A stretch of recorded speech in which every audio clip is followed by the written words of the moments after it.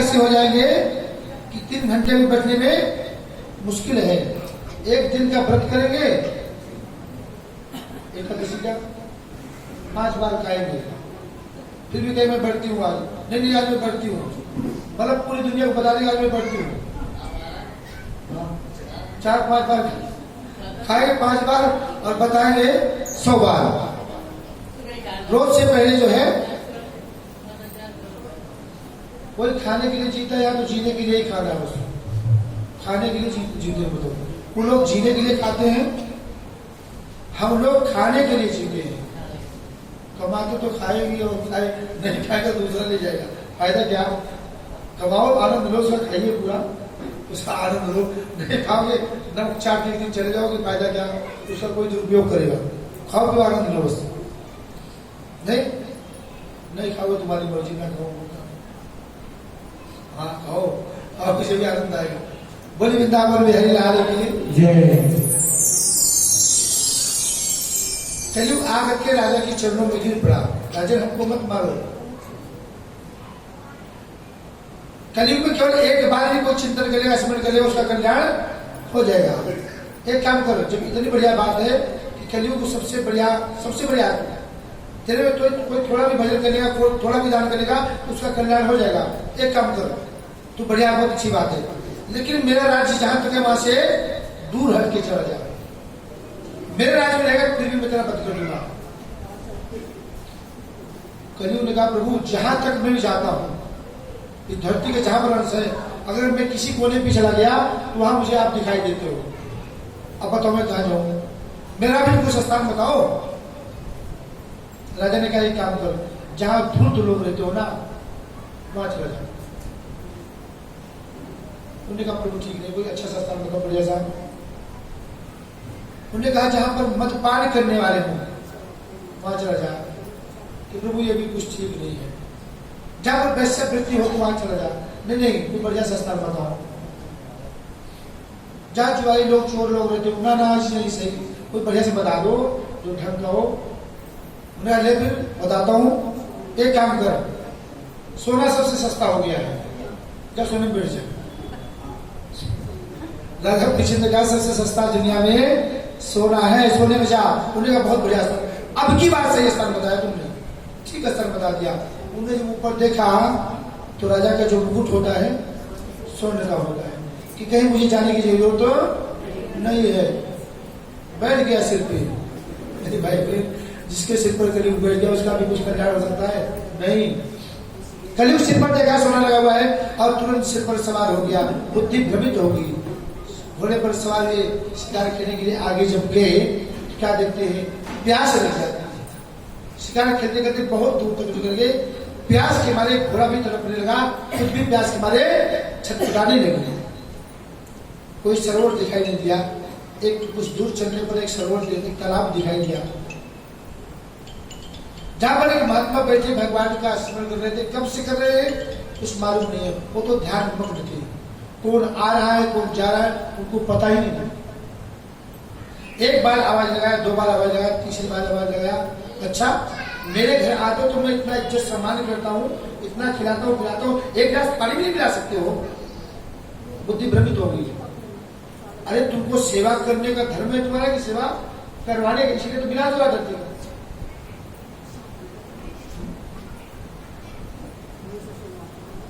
मां नहीं, माता पिता नहीं देवा, विप्र से करवाओ ही सेवा। ब्राह्मण से सेवा कराओगे तो अपने आप निष्ठ हो जाएगा। ब्राह्मण से कभी सेवा नहीं करवानी चाहिए। मां नहीं, माता पिता नहीं देवा, विप्र से करवाओ सेवा। ब्राह्मण से सेवा कराओगे तो अपने आप ही चौपट हो जाएगा। अच्छा मेरे घर आते तेरी सेवा कर, तुम पानी भी नहीं पिला सकते? उस साल बुद्धि भ्रमित हो गई। उठाया और मृतक सर को उठाया, बाणी नोक से हृदय में डाल दिया। जब जागोगे ना, जब होश में आओगे, चैतन्य अवस्था में आओगे, तब तुमको याद आया कोई आया था मेरे पास में। छोटे छोटे बच्चे खेल रहे थे, उन्होंने देखा रे गुरु जी के गले में मृतक सर्प, फिर देख लिया किसी ने डाला है। तुरंत जाकर के उनके पुत्र को बताया। समीर ऋषि के पुत्र का नाम था श्रृंगी ऋषि। समीर ऋषि के गले में सर्प डाल दिया, मृतक सर्प डाल दिया। और जब बच्चों ने जाकर बताया तो उसमें कोस की नदी में स्नान कर रहे थे। जैसे बच्चों ने बताया कि गुरु जी के गले में मृतक सर्प किसी राजा ने डाल दिया है, तुरंत इसलिए मेरे भाई बहन हर कोई बात को सोचना समझना चाहिए, तब आशीर्वाद भी उसको देना चाहिए जो आशीर्वाद देने के योग्य हो, श्राप भी उसको देना चाहिए जो श्राप देने के योग्य हो। ना आशीर्वाद दिया जाता है और ना श्राप दिया जाता है, पहले सोचना विचारना चाहिए इसका अर्थ क्या निकलेगा। उन्हें ना आगा देखा ना पीछा देखा, उन्हें हाथ में जल लिया और एकदम श्राप दे दिया, जाओ जिसने मेरे पिताजी के लिए मृतक सर्प को डाला है आज के 7वें दिन भयंकर विकराल सर्प बन के उसको डसेगा, उसके द्वारा उसकी मृत्यु निश्चित है। बस इतना श्राप देना। वो जब राजा परीक्षित पहुंचे हैं अपने महल में, जैसे मुकुट उतार करके रखा राज सिंहासन पर, करीब तो मुकुट में था, एकदम बुद्धि खुल गई, भगवान मैंने क्या कर दिया, इतना बड़ा अपराध। जिस ब्राह्मण का चरण धोकर हम पीते हैं, उनकी सेवा करते, उनसे सेवा करवाने के लिए मैंने कहा, उनके गले में मृतक सर्प डाल दिया, इतना बड़ा अपराधी हूं मैं, इतना बड़ा पाप कर दिया। भगवान इसका दंड तो मृत्यु दंड से अलावा कोई दंड मिलना ही नहीं चाहिए, मुझे मृत्यु दंड मिलना चाहिए, ये बहुत बड़ा पाप है।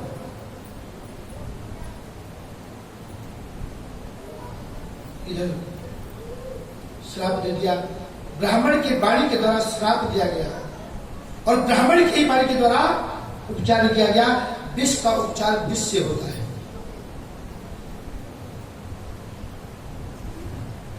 राजा परीक्षित ने कहा कि मैंने बहुत बड़ा पाप किया, मुझे इसका मृत्यु दंड मिलना चाहिए। उधर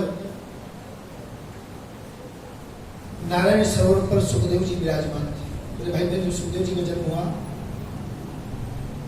सुखदेव जी ने बड़ी मां का दूध नहीं पिया था,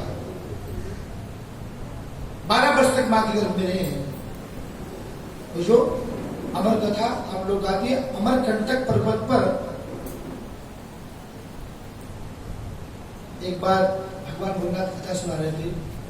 तो जब कथा सुनो, कहानी सुनो, जब तक हुंकार देने वाला ना हो तो मजा नहीं आती है।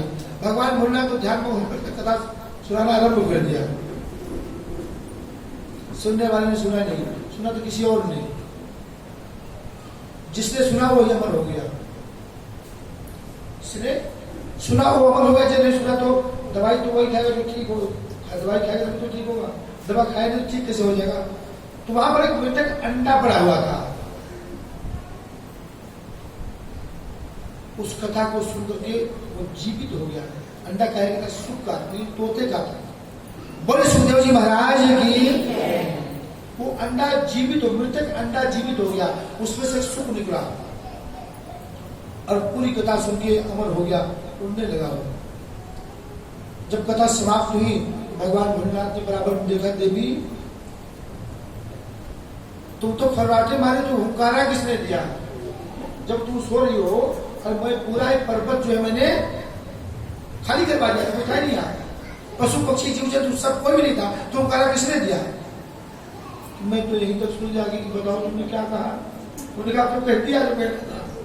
अब तो मेरे भाई बहन, सुख आगे आगे और शिव जी पीछे पीछे, त्रिशूल लेकर के शिव जी पीछे पीछे और सुख आगे आगे उड़ रहा है। उसमें व्यास जी की पत्नी अंग्रेजी ले रही थी, उनके मुखारबिंद से गर्भाशय में पहुंच गया। बोले सुखदेव जी महाराज की। शिव जी पहुंचे, उनसे पूछते देवी ये बात बताओ, कोई चोर भागता हुआ आया है इधर से।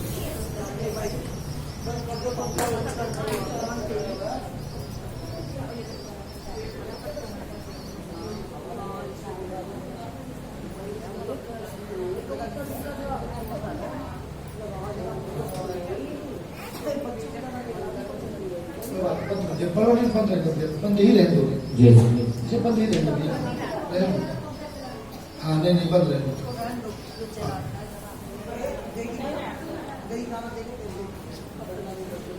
कोई बात नहीं, बंद है, कोई बात कोई नहीं। बोले आनंद कंद भगवान की। आगे आगे सुको महाराज और पीछे पीछे शिव जी जब पहुंचे हैं तो तो पूछा देवी इधर से कोई चोर आया क्या आपके घर में घुसा? नहीं नहीं, यहाँ तो कोई आया ही नहीं। शिव जी ने कहा ना, मैं आपके घर में घुसते हुए देखा है तो यहीं पर। शिव जी ने 12 वर्ष तक संसार गाड़ दिया वहीं पर और दरवाजे पर बैठे रहे। क्यों? कि कोई अनर्थ ना हो जाए, कोई पाप ना हो जाए। सुखदेव जी की रक्षा करते रहे 12 वर्ष तक कंटिन्यू शिव जी के पर विराजमान है। बोले शंकर भगवान की। सुखदेव तुम महामुनि ज्ञानी, सुखदेव तुम महामुनि ज्ञानी, मुनि ज्ञानी मुनि महिमा तुम्हारी जगत जानी। सुखदेव तुम महामुनि ज्ञानी, महामुनि ज्ञानी, मुनि महिमा तुम्हारी जगत जानी। सुखदेव तुम महामुनि ज्ञानी,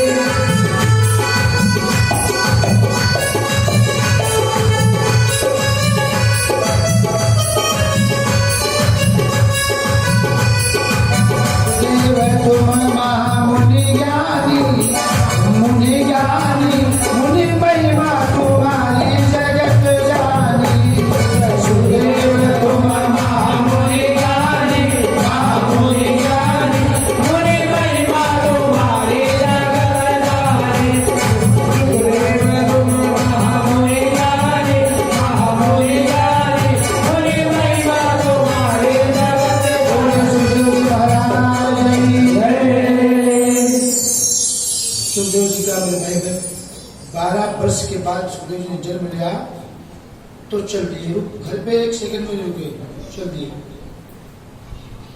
कहा नारायण सरोवर पर निमंत्रण में नारद जी ने बताया कि सुखदेव आश्रम पर जाइए, आप लोग बहुत भाग्यशाली हैं जो भागवत पीठ आपके पास में है, बिल्कुल 10 कदम पर, सुखरताल जिसको बोलते हैं।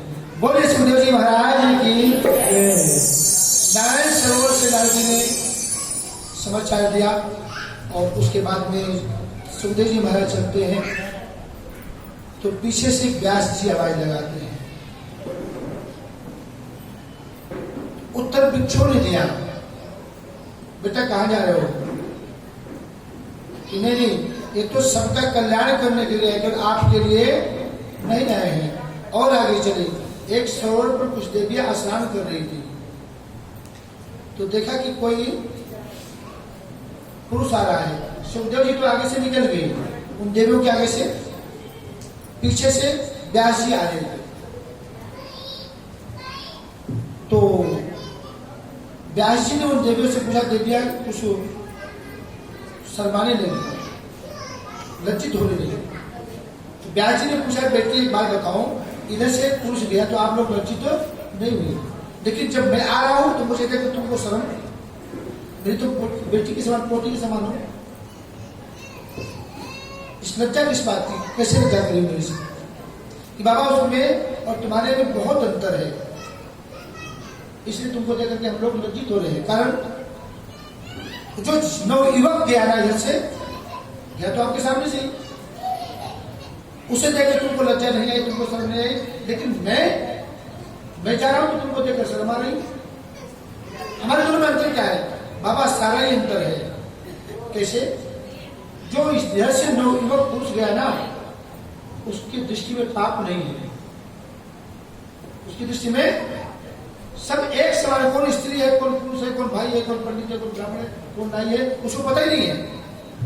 तुम कहेंगे शर्माते, उसको पता ही नहीं है कि स्त्री है कि पुरुष है, इंसान है कि जानवर है, वो तो अपनी मस्ती में जा रहा है, उसके दृष्टि में पाप हो नहीं है, इसलिए हमको लज्जा नहीं है।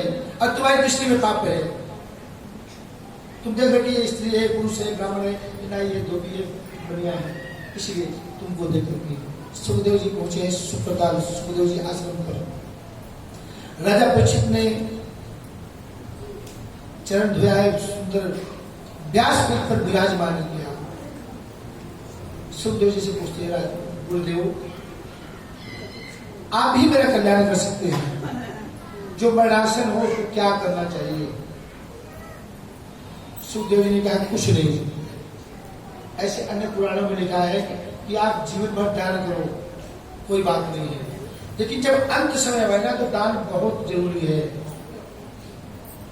अन्न दान ऐसा नहीं कि भाई नहीं है, कितना 1 करोड़ रुपए कहां से, नहीं, जितना तुमको भगवान ने समर्थ तुम्हारे दिया है, अंत समय का दान अनंत हो जाता है।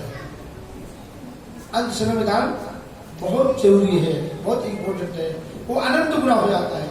जो आपने पीछे किया वो खराब नहीं किया, वो भी है, लेकिन अंत समय का दान कोई पीड़ा नहीं होने देता, पीड़ा से मुक्ति दिला देता है।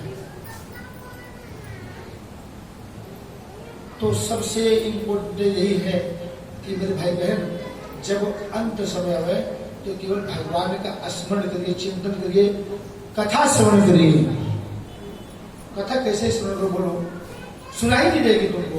आप लोग कहते पुरुष गीता सुना दो, गीता सुना दो, चाहे कुछ सुना दो इनको। जब कभी सुना हो तभी तो सुनेंगे, कभी सुना हो गीता भागवत कथा अपने जगह में बैठे हो, कभी सुना हो, अरे माइक नहीं, माइक के बाप भी लगा दो तो उनका कान बंद हो जाता है, चिल्लाते रहते, कुछ नहीं होगा। यमराज के घर आते हैं, उनको बस मार मारते कि उनकी आत्मा से कुछ भी बताए। अंत समय का दान पीड़ा नहीं, मुक्ति दिलाता है। और भगवान का स्मरण करो, चिंतन करो। ब्राह्मण नहीं बताया, सुखदेव जी व्यासपीठ पर विराजमान है। और यही मेरे भाई बहन, यही भगवान की कथा, कोई राम जी है, कोई गोपाल जी है, सारी कथा घूम करके एक ही जगह आती है। तो वर्णासन हो तो उसके जो सगे संबंधी आते हैं, इधर उधर की बात ना करके, ना कुछ बता करके करो, उसके पास बैठ करके भगवान का स्मरण करें, चिंतन करें, तो कहीं ना कहीं आप लोग कहते हो ना, राम राम रटते रहो। हाँ, तभी तो दीन दयाल के भनक पड़ेगी। 100 बार कहोगे कि ताली पाठ हो जाएगी। मेरे भाई बहन, एक ही बार से उसको आप संकट से मुक्ति दिला सकते हैं। राम का नाम स्मरण कीजिए, गोपाल का नाम स्मरण कीजिए, राम का नाम लेना चाहिए, भगवान का स्मरण करना चाहिए। सुखदेव ने कहा कि भगवान का कथा कीर्तन करना चाहिए। गुरु जी आपसे भैया कौन हो, आप ही शरण कराइए। बोले आनंद भगवान की जय। श्री कृष्ण गोविंद